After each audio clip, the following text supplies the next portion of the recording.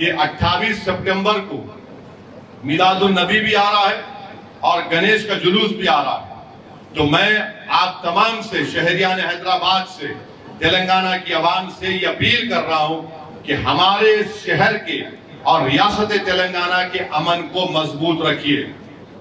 میلاد کا جلوس ہوگا تو اس کے تعلق سے اگر کوئی نکالنا چاہ رہا ہے نکالیں گے ضرور. تو آپ ایک ٹائم اب میٹنگ کریں گے محمود بھائی، اس پہ طے کریں گے.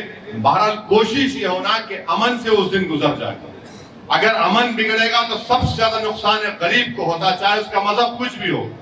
کیونکہ جو ڈیلی ویج ارنرز ہے، جو روز جا کر محنت کرے تو اپنا ان کے گھر میں چراغ جلتا، غریبی ہے.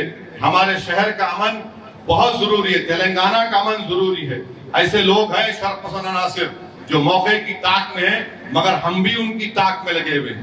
ہم بھی جانتے کون ہے وہ لوگ، کدھر کام کر رہے. اور انشاءاللہ تعالی مجھے یقین ہے کہ شہریان حیدرآباد اور تلنگانہ کی عوام، تلنگانہ کے یہ جو 9 سال سے یہاں پر کوئی فساد نہیں ہوا، اس کو برقرار رکھیں گے. امن رہے گا اور ہر ہمارے ہندو بھائی اپنا تہوار امن سے منائیں گے. مسلمان اپنے غلامی کا ثبوت رسول اللہ صلی اللہ علیہ وسلم کی امتی ہونے کی بنا پر میلاد النبی کو پرجوش طریقے سے منائیں گے. مگر امن کو مضبوط رکھیے اور اس کے لیے ہم تمام کو کوشش کرنا ہے.